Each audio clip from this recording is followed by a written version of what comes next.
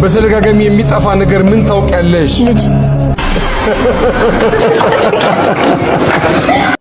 ሰላም ቤተሰቦች እንዴት ናችሁ? ዛሬም እንግዲህ ለእናንተ ይሆናሉ ብዬ ያሰብኳቸውን የተመረጡ አዳዲስ ቪዲዮዎችን ይዤላችሁ መጥቻለሁ። ዘና ፈታ እያላችሁ ቪዲዮውን እንግዲህ ላይክ በማድረግ ጀምሩ። ለዚህ ቻናል አዲስ ናችሁ ደግሞ ሰብስክራይብ በማድረግ ቻናሉን ተቀላቀሉ። ወደ ቪዲዮ። በዚህ በኩል የኔ ቤተሰቦች፣ በዚህ በኩል የባለቤቴ ቤተሰቦች እዚህ ጋር አሉ።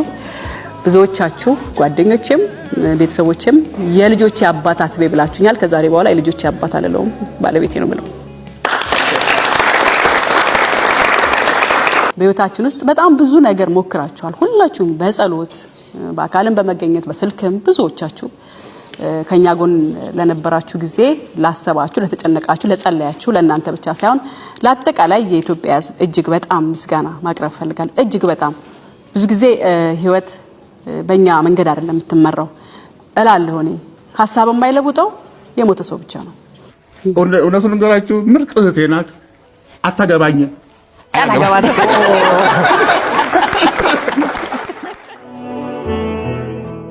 የልጆቼ አባት አትቤ ብላችሁኛል። ከዛሬ በኋላ የልጆቼ አባት አልለውም፣ ባለቤቴ ነው የምለው።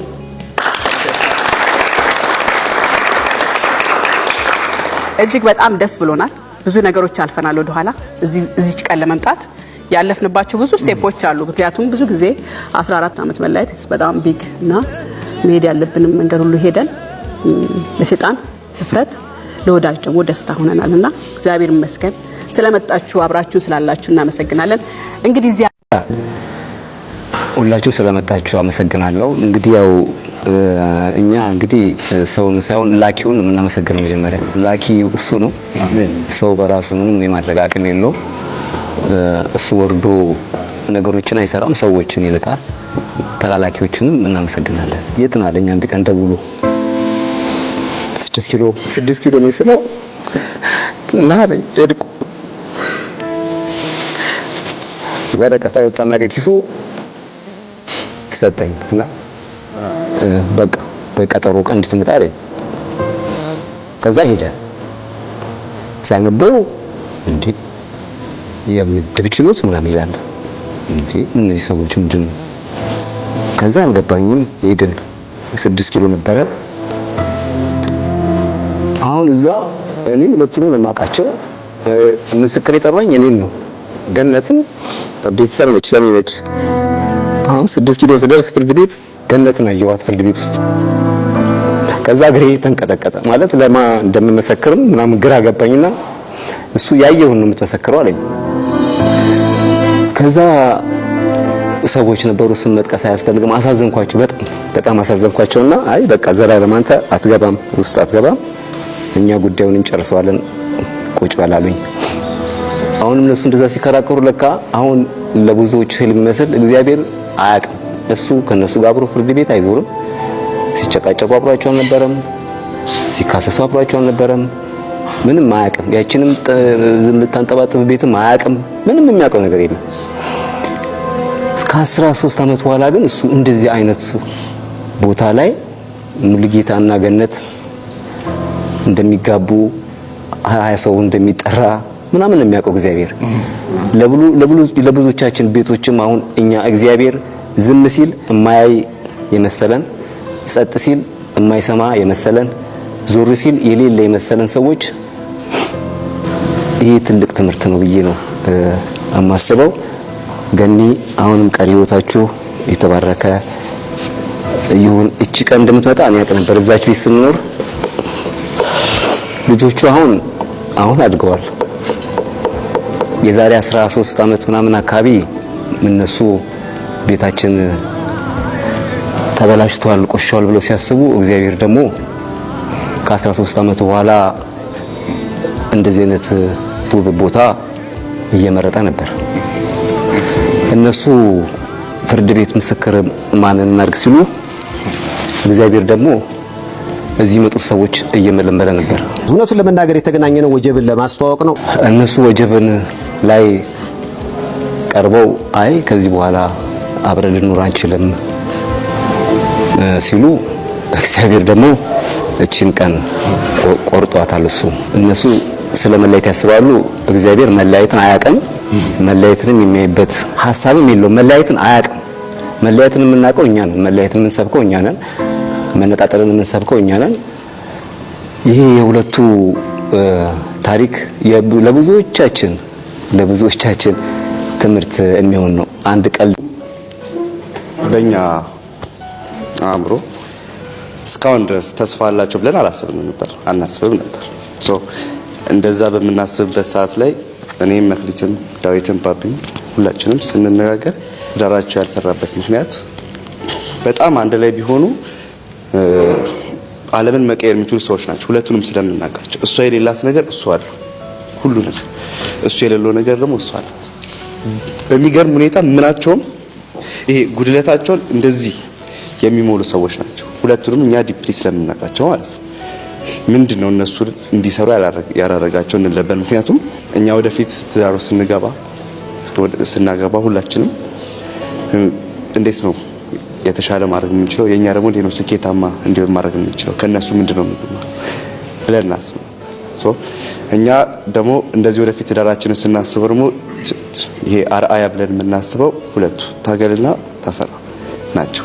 ምንም አድርጎ አይደለም ተግባራቸው፣ ምንም ብለውን አይደለም ሲያወሩ፣ ምንም አይደለም። እኛ ከልጅነታችን ጀምሮ እያደግን ያየነው እስከዚህ እድሜያቸው ድረስ እጅ ለእጅ ተያይዘው ሲቀመጡ አሁንም ድረስ ፍቅራቸው ሳይጠፋ ብዙ ነገር ከነ ልጆቻቸው በቃ እግዚአብሔር እንዴት ልባችሁ ለእግዚአብሔር ስትከፍቱ እግዚአብሔር ወደ ህይወታችሁ እንደሚገባ ከነሱ ተመረናል። አመሰግናለሁ። እንደዚህ አይነት ደስ የሚል ሞመንት እግዚአብሔር እንዳለ ነው የሚያሳየው ይሄ ሞመንት ነው። እኔ ብዙ መናገር አልፈልግም። እኔ ከምናገረው ነገር በላይ ስቲል ያዘጋጀሁት አንድ ስጦታ አለና እሱ ብዙ ነገር ይናገራል ብዬ አስባለሁ እና እሱን እንድሰጥ ይፈቀዳል።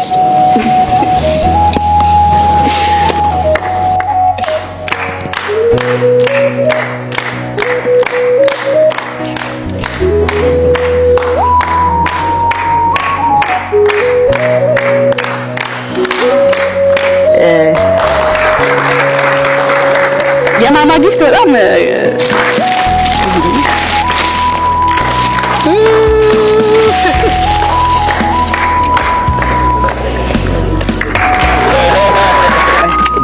መፈወስ የምችል ከሆነ ዛሬ ፈወሳለሁ። የመሰከቱስ ነጥቼ ፈወሳለሁ። በጣም ትልቅ ነገር ነው። እግዚአብሔር ይሰራል። ሁሉም በእግዚአብሔር ፈቃድ እንደሆነ የሚያሳይ በጣም ተጨንቀሻል። እናመሰግናለን። በጣም እግዚአብሔር ስራ እንደሆነ የሚያሳይ ሁሉ ሰው መሰከረ። መጨረሻ ላይ በዚህ ደመደመችውና አራችን አው ሀብታም ስለሆነች ነው ያገባችው። ልጅ ስለወለደችለት ብላም አይደለም። ሀብታም ስለሆነች ዩቲዩብ ስለምትሰራ ራሷን በደንብ ስለምታንቀሳቀስ ልጆቿን በደንብ ስለምታንቀሳቀስ ነው ድጋሚ ባሏን ያገባችው። ወደዳችሁም ጠላችሁም ሴቶች ይሄ ትምህርት ይውላችሁ። እንግዲህ የፈታችሁ እናቶች ሲንግል ማሞች ማዳያታችሁን ጥፍራችሁ ቆሻሻ ያደረጋችሁ ሻሻችሁን እያሰራችሁ ጸጉራችሁን እያከካችሁ የምትኖር ከሆነ ድጋሚ የለም ወፍ የለም አይደለም። ድጋሚ ያሁኑን ባላችሁ ለአዲስም የበመጥበስ እንትናችሁ ይከብዳል። አዎ ይሄን ለእናንተ ትምህርት ነው። ገነት ንጋቱ በነገራችን ላይ ከመጀመሪያ ካመጣጧ ጀምሮ ልጆቿን ይዘው ስታሳድግ አሁን ላይ ያለችውን ደረጃ ያያችሁት ነው። የምን ስራ ነው ይሄ እንደዚህ ያደረገው? ዩቲዩብ ስትሰሩ እንደዚህ ነው። የምሬ ነው፣ እንደዚህ ነው። ዩቲዩብ ይቀይራል። አይቀይርም ሳይሆን ይቀይራል። በወሬም ማምጩ በምንም ማምጩ በምንም ደቂቃው ይቀይራል። ለዛ እኮ ነው ህዝብ እየሄዳል ወደ ዩቲዩብ እየመጣ ያለው ጋይስ። አሁን ሴሌብሪቲው በአጠቃላይ ጋዜጠኛ አልሆነባችሁ። ከአርት ስራው ዩቲዩበር መሆን ያዋጣል። ስለዚህ ዩቲዩብ አንዳንድ ሰዎች you are jealous ዩቲዩብ ጋይስ። አሁን ደግሞ በገነት መቀናሽ ልትሉኝ ነው? ወይኔ መድኃኒዓለም ጋይስ። እኔ ግን የማልቀናበት ሰው ማን ነው? ሁሉ ነው የምቀናው በቃ። ሰላም ተስፋዬ ስል በሰላም ተስፋዬ ትቀኛለች ትሉኛላችሁ። የሆነ ስም ስጠራ ቀናሽ ትሉኛላችሁ ጋይስ። ቆይ እኔ በማን ነው የማልቀናው? በሁሉም ነው የምቀናው። ኧረ አንዳንዴ እንኳን አትቀኝም በሉ ያገሬ ልጅ። አንዳንዴ እንኳን አትቀኝም ሊያሾው በሉ። እንደው ለአፋችሁም ለምናችሁ ይክበዳችሁ እንዴ። ግን አይ ቁም ነገር ግን ያገሬ ልጅ ገኒ ኮንግራ ብያለሁ። ባይ ዘ ዌይ ገኒዬ ኮንግራ፣ እንኳን ደስ አለሽ። በጣም ደስ ብሎኛል በስኬትሽ፣ በራስሽ ጥረት እጅ ስላልሰጠሽ፣ እጅ ስላልወደድሽ ያኔ መጀመሪያ ወደ ዩቲዩብ ስትመጪ እንደነበረው አይነት ገነት ንጋቱና ሙሉጌታ ጀዋሬ በጣም በሚገርም ሁኔታ እንደ ሽሮ፣ እንደ በርበሬ፣ እንደ ሽንኩርት፣ እንደ ቲማቲም በየአመቱ እንደ ዶሮ ዋጋ የነሱ ትዳር የሚያስጨንቀን ነው የሚመስላቸው። የሚያስጨንቀን በእርግጥ ያስጨንቀናል። አሁን ግን 18 ሰው በሚገኝበት በኤርታሌ ፈንታሌ ቬኑና ሪዞርት ውስጥ ነው እንግዲህ ትዳራቸውን ያደረጉት። ይሄ ፕሮጀክት ደግሞ ያው የታወቀ ነው፣ የመንግስት ትልቅዬ ፕሮጀክት ነው። እዚህ ተጋብታችሁ እስቲ እንፋታለን ብላችሁ አስቡ። ከዚህ በኋላ ሀገራዊ ነው የምናደርገው። በፊት ቲዩባዊ ነበረ። እኔ እኮ በጣም የሚገርመኝ የሴፉ ሾው ላይ በጣም አለቀሰ። ወንድ ልጅ ብቻውን ነበር የሚያለቅሰው። እሱ ሚዲያ ላይ ያለቅሱ እንደዛ ሲለምናት ዶክተር ቸሬ ፓስተር ቸሬ ተነጥፎ እኔ ዶክተርነቱና ፓስተርነቱ እስኪቀላቀልብኝ ድረስ ማለት ነው እንደዛ ተነጥፎ ሲለምናት እምቢ ብላ እኔም ሪሌሽን ጀምሬያለሁ። እሱም በጣም ነው የሚገርመው 24 ሰዓትና አመት ሁሉ አደባለቁ። 24 አመት የቆየ ትዳር ከ14 አመት በኋላ የተፈታ ትዳር ከእንደገና አሁን ቆሟል ተብሏል። እግዚአብሔር ይመስገን ብለናል፣ አጨብጭበናል፣ እልልልል ተገላገልን ብለናል። ከዚህ በኋላ በሌላ ነገር እንገናኝ፣ ወይ ልጃችሁን ድራችሁ እንገናኝ፣ ወይንም ደግሞ እናንተ ወልዳችሁ እንገናኝ፣ ወይ በሌላ እናቴ ትሙት ተፋታን እንዳትሉ፣ ተፋታን ምናምን እንዳትሉ። በቃ እኛም እናሳዝናችሁ። እኛ ሳናገባ የናንተን ትዳር እየገረብን የናንተን ጉዳይ እየገረብን እስከዛሬ ኖረናል። አሁን ደግሞ የራሳችንን ኑሮ እንኑርበት። እናንተ ተጋግታችኋል፣ ሾመናል፣ ድረናል፣ ኩለናል፣ ሁሉንም አይተናል። እግዚአብሔር ይመስገን። ይመቻችሁ፣ እንዳትፋቱ። ይህ ባል ነው እንደዚህ ያለሽ ኦች ብረት ያለሽ አለኝ አለች። አንስቼ መኪና ቁልፌን ብረት ምን እንደሚል አሸተትኩኝ አለች። ከባባድ ንግግር ባሎቻቸው ሚስቶቻቸው የልጆቻቸውን እናት ብዙ አመት አብሮ የኖሩትን ሚስቶቻቸውን የሚያዋርዱ የሚሳደቡት ስድብ ብዛቱ ባል ነው ይሄ። እርግጠኛ ነሽ? አዎ ባሌ ልጆች አባት። እግዚአብሔር እድል ይሰጣል። ንስሐ ግባ። ምሰማኝ ሰውዬ፣ ይሄ ጉንፋን ያለብህ ሰውዬ ንስሐ ግባ። እግዚአብሔር የእድል አምላክ ነው። አዲስ ኪዳን ማለት እግዚአብሔርን አልለወጠውም። እሺ እድላችን ነው የተለወጠው። እድል ነው የተለወጠው። እናትን ሰደብካ፣ ሚስቱ ሰደበ፣ እንዲህ ያደረገው ይገደል ነበረ። አሁን ግን ይሰጠው ምህረት፣ እድል ይሰጠው፣ ንስሐ ይግባ ነው። እግዚአብሔርን የለወጠ ኪዳን የለም። እድላችንን ግን ለውጡት፣ ችግር የለም። ባለጌውን ይጠብቅህና ይህን ስዳፍን መዝጋት ካልቻልክ ይጠብቅሃል፣ ይታገሳል። ንስሐ ግባ፣ ተመለስ፣ ሁለተኛ ሚስት እንደዚህ እንዳትል ይልሃል። አልሰማም ካልክ ይታገስህና ትወጣለህ። እግዚአብሔር ነው የሚናገረው። ስሙኝ፣ ግድ የላችሁ ሚስቶቻችሁ በፊታችሁ ሞገስ እንደው አተውባችሁ ጠዋትና ማታ የምትሳደቡ ዛሬ እናንተ የምታረጉት ነገር እናንተ ቤት አይቀርም። ልጆች ያጠፋል፣ ሀገር ያጠፋል፣ ቤተክርስቲያን ያጠፋል። ዛሬ የምናየው በጣም መመሰቃቀል አንዱ ንቀት። ይሄንን በዘይትም በጠበልም አናስለቅቀው። ኃላፊነት ወስደን ቆመን ራሳችንን አይተን ከዚህ በኋላ ስድነታችንን አስወግደን ንስሐ ገብተን ሁለተኛ አይለመደኝም ጌታ ሆይ ማረኝ ብለን ነው። ስለዚህ ሰው የምትንቁ ሰዎች፣ ሚስቶቻችሁን የምትንቁ ሰዎች፣ ባሎቻችሁን የምትንቁ ሰዎች እዛ ጋር የጀመራችሁት እኮ ነው አውቶቡስ ለሚወጣው፣ እዛ ላይ የጀመራችሁት ነው ታክሲ ላይ የሚመጣው፣ እዛ ላይ የጀመራችሁት ነው መስሪያ ቤት የሚመጣው፣ እዛ ላይ የጀመራችሁት ነው ክብርም ባል ፖዚሽንም አታከብሩት። እዛ ላይ የተጀመረ ነገር ቤተክርስቲያንም አይሰራም። ድምፃዊ ያሬድ ነጉ በምትመለከቱት መልኩ የፋሲካ በዓልን በቃሊቲ ማረሚያ ቤት ከሚገኙ ሴት ታራሚዎች ጋር አሳልፏል። እንግዲህ ያሬድ ነጉ ለእስረኞቹ 3 ሰንጋ በሬ አበርክቷል። ከዛም ባለፈ በምትመለከቱት መልኩ የሙዚቃ ስራውን ለእስረኞቹ አቅርቧል።